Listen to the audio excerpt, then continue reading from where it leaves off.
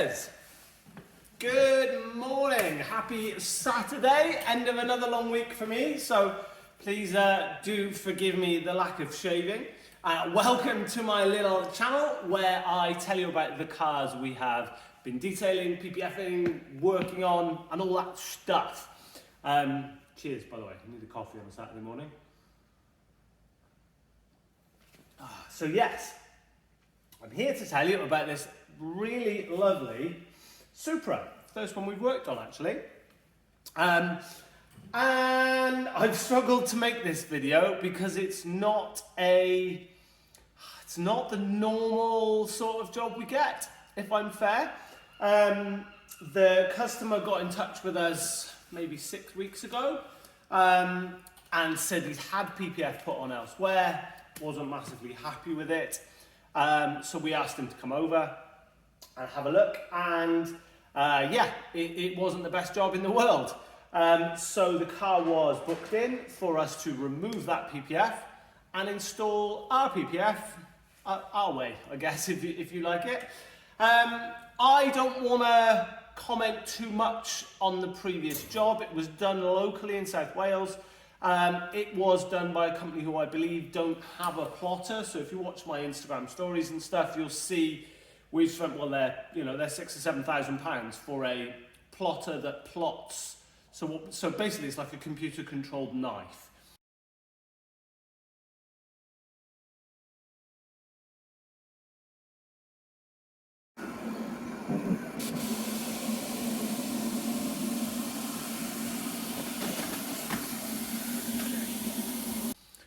We are XPEL PPF installers.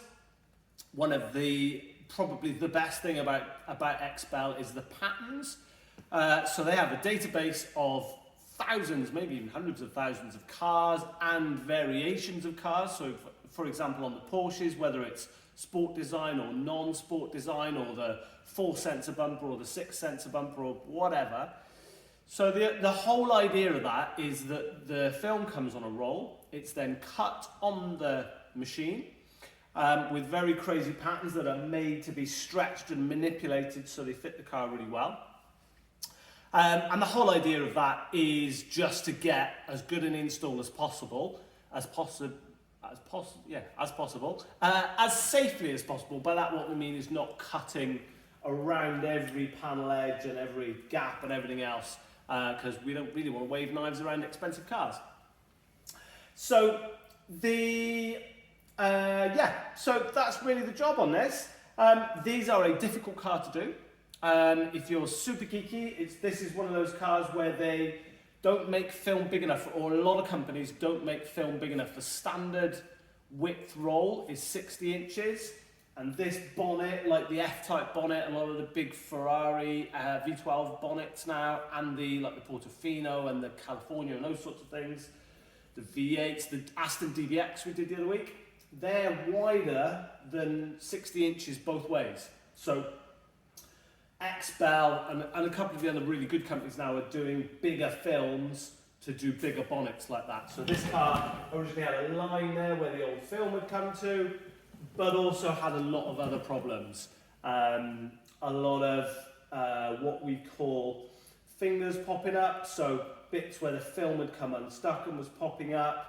Not total coverage. These lower pieces here were not covered.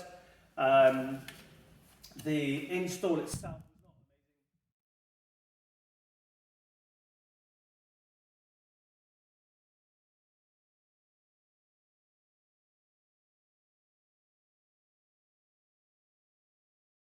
amazing. Instead of telling you, I'll pop a video up. What I might do, I think, is probably pop a separate video up with that walk around on, just to keep it a little bit separate from this video, I think. So that is a separate video, which I'll link to, bing, up there, and put a little thing which you can go and watch, and then come back. So hello if you've just come back. Yeah, so don't on that. The headlights weren't covered very much. Weirdly, this panel here was done, but the actual panel that really chipped, this lower panel here, was not done. It's quite an odd job. But anyway, we have pulled all that off now. Luckily there wasn't really any damage under the film, and we have just replaced the film with XPEL's really good kit for the car. Not an easy car to install, but yeah, all done now, and super pleased with it actually. The vents here are still out because we pull those out. So, well, the old install had pulled those out anyway, so we have had to pull them out to get the old film out. And I'm just leaving those off. The customer again, as normal, is coming to pick the car up in a couple of hours' time. So I'm just leaving those out for him so that he can see what's been done and see the state of them, because there's a couple of bent clips and things like that. So yeah, nothing more to say really. I think I will do my normal, pick you up, walk you around so you can have a little look. And we will take it from there. Hope you're doing well, hope you're staying safe and all that, and whatever restrictions you're living under. And I hope you enjoy the walk around with some music in a minute of this beautiful GR Supra. Thank you for watching. Oh, and subscribe. Don't forget to subscribe.